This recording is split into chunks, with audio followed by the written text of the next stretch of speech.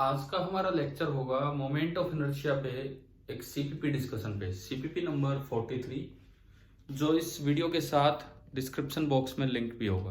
आप वहां से ले सकते हैं, देख सकते हैं, ट्राई कर सकते हैं। CPP number 43 and the topic is moment of inertia. अब इस सीपीपी में टोटल 3 सेक्शंस यहाँ पे हैं। Section A, section B, section C. Section A में 6 सवाल, बी में 6 और सी में 2, यानी कि टोटल 14 क्वेश्चंस हैं। तो हम शुरुआत करते हैं अपना डिस्कशन सेक्शन ए से। सेक्शन नंबर ए के साथ हम अपना डिस्कशन शुरू कर रहे हैं। ये ए और ए के अंदर जो पहले 2 सवाल हैं ये कंपैरिजन के हैं, comparison of moment of inertia. A का जो पहला क्वेश्चन है that is 3 bodies have equal mass m। 3 bodies है, तीनों का इक्वल मास m। और लास्ट लाइन में लिखता है कि मोमेंट ऑफ इनर्शिया निकालना है about an axis passing through the centre of mass and perpendicular to the plane of the figure in case of lamina. तो पहली body A, this is a solid cylinder. तो perpendicular और symmetrical axis solid cylinder का हम अच्छे से जानते हैं कि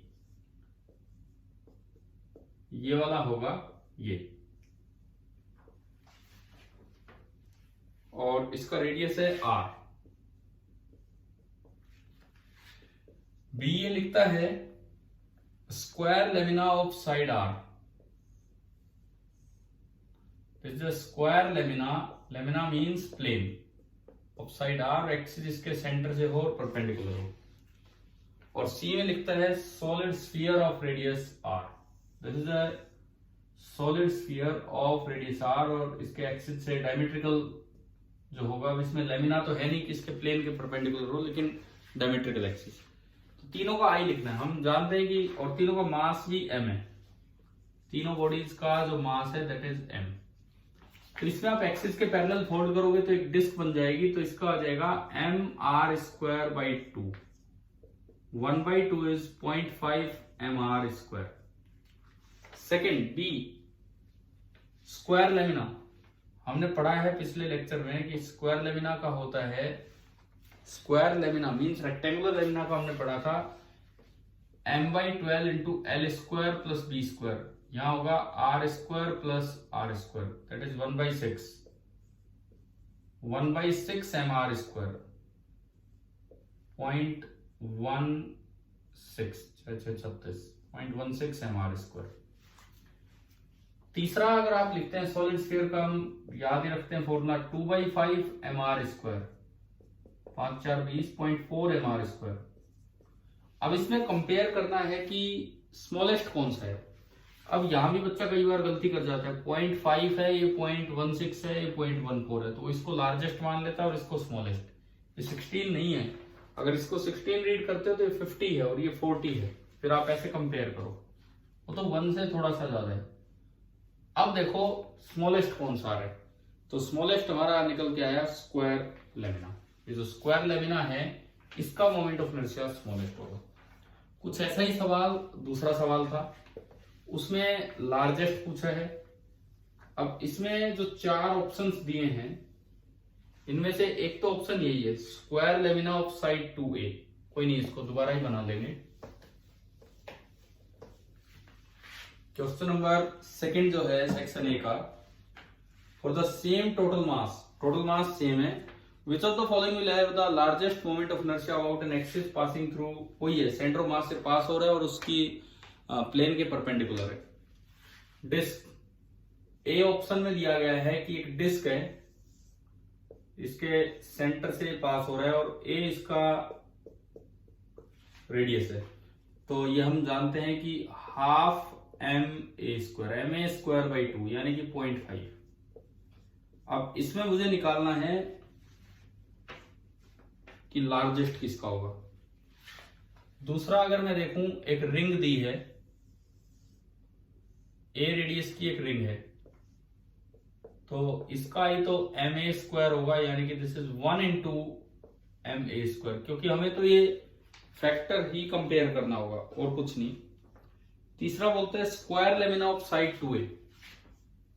अभी जो पढ़ा था वो r की जगह 2a हो गया, साइड 2a, और स्क्वायर लेमिना है तो इसका आई होगा m/12 l square plus b square. तो l स्क्वायर इज 2a का whole square, 4a square plus 4a square, that is 8a square. 8/12, ये तो फॉर्मूला तुम जान ही गए, m/12 l square plus b square, so 8 means 2/3 ma square, 0.66 ma square. And जो last option है उसमें लिखता है 4 रोड्स हैं and they are forming a square of side 2a। ये आखिरी ऑप्शन है। आखिरी ऑप्शन में 4 रोड्स आपको दी गई हैं, 4 रोड्स, और इसके सेंटर से एक्सिस पास हो रहा है यहां से, और साइड लेंथ शायद 2a ही दी गई है सभी की। हाँ, तो देखो किसी भी रोड को देखते हो, अच्छा टोटल मास m है तो एक रोड का मास होगा m/4। किसी एक रोड को देखते हो तो इस एक्सिस के अबाउट होगा मास इनटू डिस्टेंस का स्क्वायर डिवाइडेड बाई 12। ये तो इस एक्सिस के अबाउट है। पैरेलल एक्सिस थ्योरम लगाएंगे तो इसके अबाउट आ जाएगा, क्योंकि ये सेंटर ऑफ मास से पास हो रहा है, तो इसके अबाउट होगा प्लस इसका मास इनटू ये दूरी है, ये पूरी 2a तो ये a, डिस्टेंस का स्क्वायर। लेकिन ऐसी एक नहीं, ऐसी 4 रोड्स हैं तो इनटू 4, ये आपका आई आएगा। 4 से मल्टीप्लाई होगा तो पहले में भी m बचेगा, 4/12 तो ma स्क्वायर बाई 3, अगले में कटी गया ma square, 1 + 1/3 that is 4/3 ma square. ये एक से भी बड़ा फैक्टर आ गया, 3 3 10 3 3 9। तो आप देख सकते हैं सबसे बड़ा फैक्टर इन चारों में इसी में आ रहा है, 0.5 1 0.66 एंड 1, तो इसका लार्जेस्ट हो जाएगा, ये आपका होगा। क्वेश्चन नंबर 3 पे हम चले, सेक्शन ए का तीसरा सवाल। Let I1 I2 be the moment of inertia of a uniform square plate about axis APC and OPO'S। देखिए ये एक स्क्वायर प्लेट है, लेमिना है, मींस पूरी प्लेट दी गई है। इसके एक्सिस के नाम दिए A, B, C and D, और इसमें एक ये डायगोनल दिखा रखा है, और जो सेंटर पॉइंट है दैट इज P, और एक ये साइड और दिखा रखी है इस तरह से। इसको नाम दिया O एंड इसको नाम दिया O', ये हमें दिया गया है। तो बोला है कि I1 मोमेंट ऑफ इनर्शिया है अबाउट OPO', स्क्वायर लेमिना है, let the side length be A। L भी मान सकते हो आप, साइड लेंथ L मानी मैंने, दिया तो नहीं है ना इसमें, ना कुछ नहीं। तो देखो OPO' के अबाउट निकालना तो बड़ा आसान है, इसको फोल्ड कर दो, पैरेलल टू द एक्सिस आप फोल्ड करोगे तो एक रोड बनेगी, थोड़ी देर के लिए इस एक्सिस को भूल जाओ, एक रोड बनेगी जिसकी लेंथ L होगी, और ये उसका सेंटर ऑफ मास से पास हो रहा है, तो ये हो जाएगा ml स्क्वायर बाई 12। अब मैं आता हूं I2 पे। I2 इन्होंने बोला है अबाउट द एक्सिस OPO', तो OPO' नहीं, अच्छा I2 था अबाउट द एक्सिस OPO', तो हमने I2 कैलकुलेट कर लिया। अब मैं आता हूं I1 पे। I1 इन्होंने बोला है अबाउट, ये मैं इसको हटा रहा हूं, I1 बोला है about APC, this is the axis APC। तो I1 कैसे निकलेगा, इसका क्या तरीका होगा, सुने। आपने डिस्क में जैसे डायमीटर के अबाउट निकाला था, बिल्कुल वैसे डिस्क में प्लेन के परपेंडिकुलर सेंटर से पास होता है तो ma स्क्वायर बाई 2, लेकिन डायमीटर का आया था ma स्क्वायर बाई 4, तो बिल्कुल वैसे ही आप एक और डायगोनल बनाओ, और हम जानते हैं कि स्क्वायर के दोनों डायगोनल एक दूसरे के परपेंडिकुलर होते हैं और इस प्लेन में है, और मैं एक थर्ड एक्सिस लूं जो इसके परपेंडिकुलर है, सेंटर से पास हो रहा है, इसको मैं जेड बोलता हूं।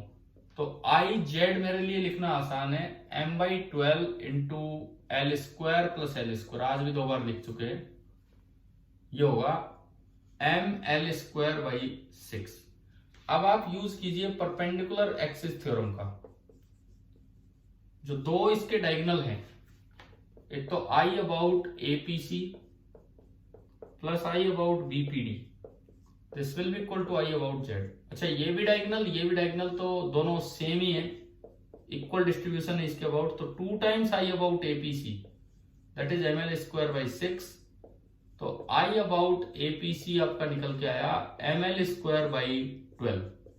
अब ये भी ml²/12 और ये भी ml²/12, I1b और I2b दोनों सेम है, तो इनका जो रेशियो होगा वो आपका आ जाएगा 1। ये इसका रेशियो आ गया। This was your question number 3। Question number 4,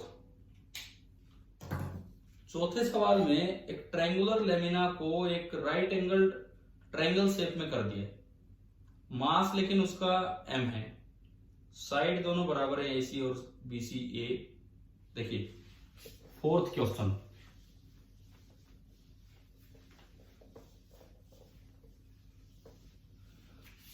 question number 4 अगर मैं देखता हूं, चौथा सवाल, तो इसमें क्या है कि एक ऐसा लेमिना आपको दिया गया है, ये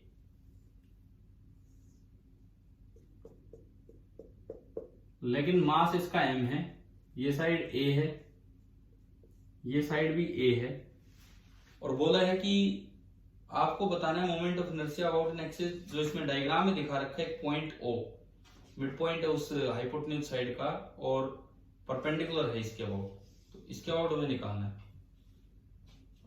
ये यहां से पास हो रही है एक्सिस, इसके अबाउट निकालना है। तो आप कभी भी किसी मास को उठा के रिवॉल्व करवा सकते हो अबाउट द एक्सिस। कैसे? देखो ये एक लाइन है, ये एक लाइन है, अभी जैसा डिस्ट्रीब्यूशन इसके अबाउट है, या ये जो आपका एक्सिस है, जैसा डिस्ट्रीब्यूशन इस लाइन जो ट्रायंगल में नाम दिया गया है वो है ACB, ये C और ये B। AB लाइन के अबाउट अगर मैं आधा मास उठा के उधर रख दूं तो डिस्ट्रीब्यूशन में कोई फर्क नहीं आएगा, अबाउट द गिवन एक्सिस कोई फर्क ही नहीं आएगा। देखो ये डिस्ट्रीब्यूशन, और चाहे आप ये डिस्ट्रीब्यूशन मानो, m/2 इधर कर दो और आधा मास m/2 उधर कर दो, साइड लेंथ ये भी A, ये भी A, सिमिलरली ये भी A और ये भी A। जो गिवन एक्सिस है, गिवन एक्सिस ये क्रॉस वाला, इसके लिए अगर इसमें कोई मास, कोई dm मास x दूरी पे था, कोई dm मास अगर x दूरी पे था, तो इसमें क्या हुआ है, उसके दो टुकड़े हो गए, dm/2 तो इधर है x पे और dm/2 उधर चला गया x पे, लेकिन है वो x पे ही, तो कोई फर्क ही नहीं पड़ा, कोई फर्क ही नहीं पड़ा। जैसा इसका डिस्ट्रीब्यूशन है वैसे इसका, तो चाहे इसका मोमेंट ऑफ इनर्शिया निकालो इस एक्सिस के अबाउट, चाहे इसका निकालो, सेम होगा। और इसका तो हम निकाल ही चुके हैं, तो मोमेंट ऑफ इनर्शिया आ गया m/12 into A² plus A², 2 times ma²/12 यानी कि ma²/6। ये आपका आएगा इसका moment of inertia. Question number 5, 5वां सवाल हम देखते हैं।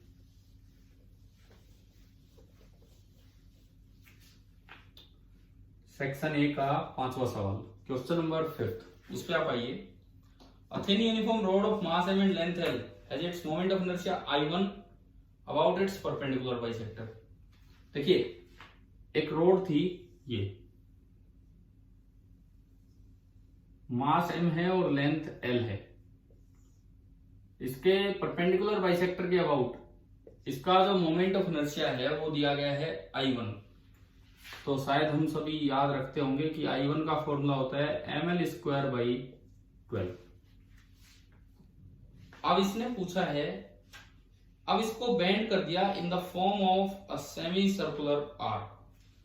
इसी रोड को ना एक आर्क बना दिया, इस रोड को इस तरह से बेंड कर दिया, यूं सेमी सर्कुलर आर्क, मान लो उसका रेडियस है r। एक सेमी सर्कुलर आर्क बना दी इस रोड से जिसका रेडियस है r। तो ये पूछता है इसका मोमेंट ऑफ इनर्शिया निकाला इस एक्सिस के अबाउट, जो सेंटर से पास हो रहा है और परपेंडिकुलर इसके प्लेन के, और वो I2 है। अब देखो मास वही m है, और कोई भी आप dm मास मानोगे r डिस्टेंस दूर है, तो चाहे रिंग हो, चाहे सेमी सर्कुलर रिंग हो, चाहे पॉइंट मास हो, अगर सब कुछ r डिस्टेंस दूर है तो आप I को फिर से लिख सकते हैं I2 इन्होंने बोला है m इंटू आर स्क्वायर, ये आप लिख सकते हैं यहाँ पे। अब अगर मैं रेडियस को देखूं तो ये लेंथ तो L है, और रेडियस के अकॉर्डिंग ये लेंथ सेमी सर्कल की लेंथ पाई आर, तो R आपका आ गया L अपॉन पाई, तो ये आ गया m into L square upon pi square. तो इन्होंने फिर से पूछा है कि I1 बाई I2 रेशियो क्या होगा, तो मैं अगर दोनों से I1 बाई I2 निकालू तो ml स्क्वायर बाई 12 से ये करोगे तो ये बचेगा pi square by 12। Pi square is nearly 10 by 12, so this ratio is less than 1। पाई होता है 3.14, सो दिस इज नियरली 10, सो ये रेशियो जो आएगा ये लेस देन 1 होगा। क्वेश्चन नंबर 6 एक अच्छा सवाल है जिससे एक नया कॉन्सेप्ट आपको मिलता है, वो ध्यान से हमें सीख भी लेना चाहिए। सवाल नंबर 6 आप देखें, A rigid body can be hinged about any point on the x-axis। ये x-axis है, ये x-axis है, let this be the origin। एक कोई rigid body है, सपोज वैसे मैंने माना कि भाई ये rigid body है। It can be hinged about any point on the x-axis, मतलब आप उसको इस जगह में हिंज कर सकते हैं, उसके अबाउट घुमा सकते हैं, इस जगह में हिंज कर सकते हैं, उसके अबाउट घुमा सकते हैं, इस जगह में हिंज, मतलब एक्स एक्सिस पर कोई भी पॉइंट लेके इस पे कील लगा के इसको घुमा सकते हैं।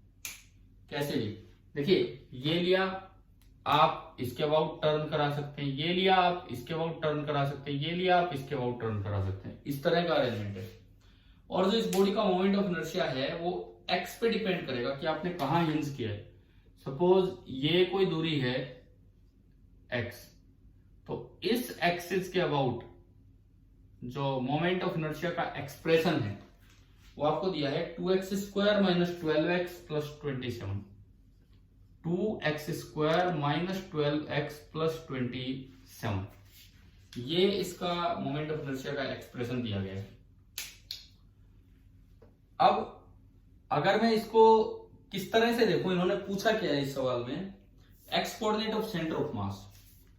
देखो सेंटर ऑफ मास जहां भी होगा उस एक्सिस के अबाउट हम जानते हैं आई मिनिमम होता है, क्योंकि ये सारे पैरेलल एक्सिस बने हैं, और पैरेलल एक्सिस थ्योरम हमें बताती है कि सेंटर ऑफ मास के अलावा कोई भी साइड वाला एक्सिस होगा तो उसमें कुछ ऐड करके ही मोमेंट ऑफ इनर्शिया आएगा, यानी कि मिनिमम होगा।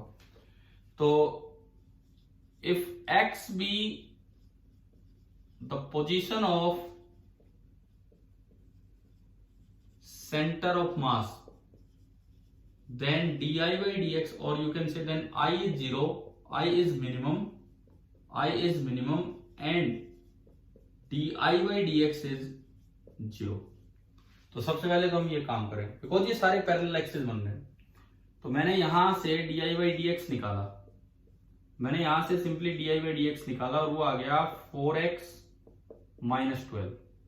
और अगर ये मिनिमम है तो इसको 0 किया, यहां अगर मैं इसको 0 करता हूं तो 4x minus 12 is equal to 0, यहां से x आ गया 3। अब वो मीटर है, सेंटीमीटर है, किसमें है, कोई यूनिट नहीं दिए, कोई बात नहीं, 3 यूनिट आ गया। अब यहाँ तो सीधा ही आंसर आ गया 3 यूनिट। बाई चांस अगर यहाँ क्वाड्रेटिक बन जाती और 2 आंसर आते तो फिर हम कैसे चेक करते मिनिमम है कि मैक्सिमम, वो आपने डिफरेंशिएशन में सीखा है मैथमेटिकल टूल्स में, कि अगर मिनिमम चाहते हो तो आप सिंगल डिफरेंशिएशन को 0 कर दो, एंड मिनिमम पे D I by D x की वैल्यू बढ़ती है। देखो यहां स्लोप नेगेटिव, यहां स्लोप 0, यहां स्लोप पॉजिटिव, तो D I by D x negative से पॉजिटिव जा रहा है मिनिमम पे D I by D x is increasing, it means इसका जो रेट ऑफ चेंज है double differentiation that should be positive, it means double differentiation should be positive. तो आप चेक करें, इसको फिर दोबारा से डिफरेंशिएट कीजिए, so D square X by D square I by D X square अगर आप निकालेंगे तो जो सिंगल डिफरेंशिएशन आया उसका डिफरेंशिएशन दोबारा करेंगे तो ओनली 4 आ रहा है and it is positive. It means ये श्योर हो गया कि ये मिनिमम ही है। ये आपका था सेक्शन ए। अब हम चलते हैं सेक्शन बी की तरफ। सेक्शन ए के बाद अब हम चलते हैं सेक्शन बी की तरफ। इसमें काफी काम पीछे करवाया हुआ है लेकिन फिर भी हम देखते हैं। पहला सवाल इसका जस्ट एक पॉइंट आपको बताने के लिए दिया था। ये लिखता है कि दो रोड्स हैं, इक्वल मास एम है, लेंथ इक्वल एल है and they lie along X axis and Y axis. देखिए ये एक्स एक्सिस है, ये वाई एक्सिस है और दो रोड्स हैं इसी लाइन के अलोंग है। अच्छा और भी कुछ दे रखा है, with the centres at the origin. L length की रोड है यूं, सिमिलरली दूसरी भी एल लेंथ की रोड है और वो रखी हुई है अलोंग वाई एक्सिस। इस तरह से दोनों एल लेंथ की रोड है और दोनों एक्स और वाई एक्सिस के अलोंग रखी हुई हैं, इस तरह से रखी हुई हैं। इन्होंने कहा है कि इसका मोमेंट ऑफ इनर्शिया निकालो about the line x equal to Y. X equal to Y और y इक्वल टू एक्स, ये लाइन है, ये लाइन है y equal to X. y equal to X मतलब 45 डिग्री पे बराबर बराबर एंगल्स पे वो लाइन होगी। तो देखो ये क्वेश्चन यहां देने का पर्पज क्या था। क्वेश्चन यहां इसलिए दिया गया कि पिछले लेक्चर में ना आपने एक रोड का एक्सिस के साथ किसी एंगल पे कोई रोड है लेकिन यूं थीटा एंगल पे, तो हमने इस एक्सिस के अबाउट इस रोड का मोमेंट ऑफ इनर्शिया निकाला था और वो निकल के आया था ml²/3 इंटू sin² थीटा। अब ml²/3 तो इसलिए है क्योंकि एंड से पास हो रहा है और थीटा इस एंगल का रोल है। सिमिलरली आपको अपने नोट्स में ये चीज ऐड कर लेनी चाहिए। ऐसे ही अगर यही सेम एक्सिस यहां से पास हो रहा होता, सेंटर से, वही सेम एक्सिस है, सेंटर से पास हो रहा होता तो उसके अबाउट मोमेंट ऑफ इनर्शिया क्या होता। देखो सीधी प्रिडिक्शन ये होनी चाहिए कि ml²/3 की जगह क्या आ जाएगा, ml²/12 इंटू sin² थीटा। जैसे उसमें था ml²/3, इसमें आ जाएगा ये। कैसे आएगा सुनिए, ये लेंथ है l/2, इसके अबाउट अभी हमने निकाला है। अब ये साइड वाला एक्सिस हो गया, ये सेंटर ऑफ मास वाला जो हमें निकालना है ICM। दोनों के बीच की जो परपेंडिकुलर डिस्टेंस होगी, देखिए ये थीटा, ये एंगल भी थीटा, तो ये l/2 तो l/2 cos थीटा और ये हो गया l/2 इंटू साइन थीटा।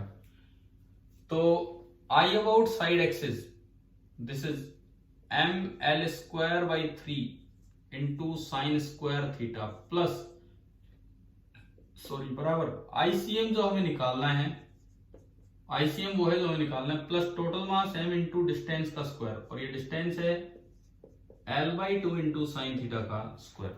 तो ICM जब आप निकालोगे तो ये इधर घटने आएगा, ये 1/3 माइनस 1/4 बचेगा, तो ये आपका ये आ जाएगा। यानी कि ये वाला फॉर्मूला लगा देना है, तो जिस तरह से ये याद किया उस तरह से ये भी हम याद कर लेंगे। आप यहां से कैलकुलेट कर लीजिए, आ रहा है ये।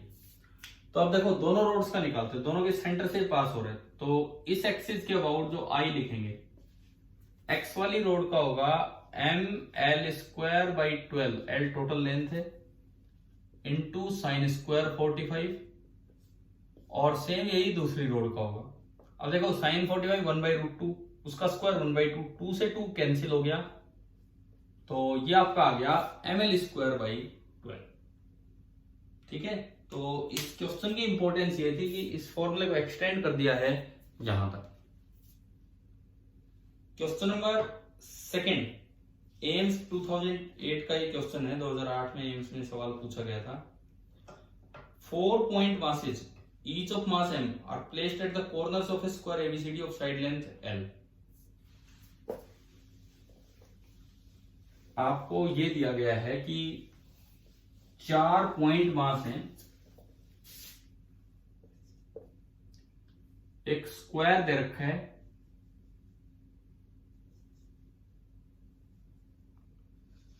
और 4 पॉइंट मासेज हैं, चारों का मास m है और चारों को एक स्क्वायर के 4 कॉर्नर्स पे रख दिया और स्क्वायर की एज लेंथ है l, ये हमें दिया गया है। The moment of inertia of this system about an axis passing through a and parallel to BD। देखिए A, B, C and D, आपको ये बताना है कि इसका मोमेंट ऑफ इनर्शिया बताना है अबाउट एन एक्सिस जो A से तो पास हो रहा है और BD के पैरेलल है। A से पास हो रहा है और BD के पैरेलल है। तो पहले तो अपना एक्सिस बनाएं, ये BD है। तो फिलहाल जो एक्सिस है वो ये है, A से तो पास हो रहा है और BD के बिल्कुल पैरेलल है, इस तरह का है। आप चाहें तो पैरेलल एक्सिस थ्योरम भी लगा सकते हैं। इसको एक सिस्टम आपने मान लिया, पहले आप BD के अबाउट निकाल लो और फिर ये निकाल लो, या आप डायरेक्ट इसी एक्सिस के अबाउट भी निकाल सकते हो। डायरेक्ट अगर निकालना हो तो देखो I बराबर, इसको मैं हटा देता हूं, ये एक्सिस नहीं है, एक्सिस वही है, I A का प्लस I B का, चारों पार्टिकल्स का मोमेंट ऑफ इनर्शिया लिख के ऐड कर देना है। A का जो I होगा, A का जो I होगा दैट विल बी 0 क्योंकि वो उसी एक्सिस पे लाई कर रहा है। B का जो I होगा वो ये परपेंडिकुलर डिस्टेंस से आएगा। अच्छा, एज लेंथ है L, ये एंगल 45, तो ये भी 45, L cos 45, so this is L by under root 2। तो m into L by root 2 का स्क्वायर, तो ml स्क्वायर बाई 2। सिमिलरली जो D होगा वो भी यही बनेगा, जो आखिरी वाला बनना है D वो भी यही बनेगा, ml स्क्वायर बाई 2। बच गया है C। अच्छा, ये पूरी लेंथ है रूट 2L, ये डायगोनल है अंडर L और L, तो पाइथागोरस से रूट 2L। तो अगर आप ये देखते हैं तो ये बनेगा m इंटू रूट 2L का square, so this is ml square by 2 plus 2ml square plus ml square by 2। तो ml स्क्वायर प्लस और ये 1 और 2 3 हो गए, तो 3ml स्क्वायर, ये आपका निकल के आया। एम्स का ये सवाल था लेकिन डायरेक्ट था इस तरह से। अच्छा, question number 3rd, 4th, 5th and 6th जो है CPP के, वो हमने पिछले लेक्चर में जो कट बॉडीज वाला काम किया था उसमें चारों कवर हो चुके हैं। 3rd, 4th, 5th and 6th मैं असाइनमेंट लिंक कर ही रहा हूं इस वीडियो के साथ, आप देख सकते हैं। चारों कवर हो चुके हैं और 6th मैंने लास्ट में करवाते करवाते बस वहां 6th नहीं, 6th से 5th बनता है वो वहां छोड़ा था। मैंने ये कहा था कि जब 3D में, लास्ट वीडियो में कहा है कि जब 3D में ये कट करने के बाद अगर आपको मास दिया है m और यहां से एक्सिस पास हो रहा है, रेडियस इसका r है, उसका डायमीटर r है, तो मोमेंट ऑफ इनर्शिया आया था इस स्फीयर का 57/140 mr स्क्वायर। अगर कट करने से पहले मास m था तो अब मास और भी कम होगा। अगर कट करने से पहले मास m था, जैसा कि 5वें सवाल में दिया गया, छठे में तो दिया है कट करने के बाद मास m है, तो उसका आंसर तो ये आ जाएगा। अब 5वें में दिया है कट करने से पहले मास m है, तो कट करने के बाद जो होगा 1/8 मास चला जाएगा, आप देखेंगे इसका उससे वॉल्यूम से, तो बचेगा 7m/8। तो इसमें m की जगह आप रख देंगे 7m/8 और कुछ नहीं, 20 7 से गया, तो उसका आंसर आ जाएगा 57/160 mr स्क्वायर। एक का आया 57/140, एक का आया 57/160। ऐसे ही 2D में थे सवाल। अगर कट करने से पहले आप रखते हो तो 13/24, कट करने के बाद आप रखते हो, मींस दोबारा मैं बोलता हूं, अगर कट होने के बाद का मास m दिया है तो हमारा आंसर आया था 13/24 mr स्क्वायर। लेकिन अगर आपको दे रखा था कि कट करने से पहले मास m था और बाद में बनाया गया है, तो और भी कम हो जाएगा मोमेंट ऑफ इनर्शिया, और वो आया था 13/32। तो ये आपके चारों पार्ट्स यूं कवर हो गए। उसके बाद आता है सेक्शन सी। सेक्शन सी को अब हम देखते हैं। Assertion, reason type, statement based type, ये पार्ट्स हैं। सेक्शन सी, देखिए statement number 1, if two different axis are at same distance from center of mass of a rigid body, then moment of inertia of the given rigid body about both the axes will always be same. ये कहता है कि दो axis आपने लिए और एक centre mass से बराबर दूरी पे लिए, तो क्या मोमेंट ऑफ इनर्शिया दोनों के अबाउट सेम होगा? आप एग्जांपल से क्लियर कर सकते हैं। मैंने एक डिस्क लिया, ये डिस्क का सेंटर ऑफ मास है, मैंने दो एक्सिस लिए जो इससे 0 डिस्टेंस पे है, एक डायमीटर और एक ये। अब जब ये क्रॉस वाला एक्सिस लेते हैं तो इसका मोमेंट ऑफ इनर्शिया होता है mr²/2, r रेडियस है, m मास है, और ये डायमीटर लेंगे तो होगा mr²/4, तो बराबर नहीं है। आप रिंग ले लो और एक्सिस हो सकता है दूर ले लो। एक एक्सिस मैंने ये लिया और एक एक्सिस ये लिया, दोनों बराबर दूरी पे हैं, दोनों बराबर दूरी पे हैं, लेकिन इसके अबाउट निकालोगे तो mr² + mr², इसके अबाउट तो आएगा 2mr², जबकि इसके अबाउट निकालोगे तो mr²/2 + mr², तो इसके अबाउट आएगा 3/2 mr²। तो बिल्कुल सही नहीं है स्टेटमेंट कि अगर दो एक्सिस बराबर दूरी पे हैं तो मोमेंट ऑफ इनर्शिया भी सेम आएगा। गलत है, पहली स्टेटमेंट गलत।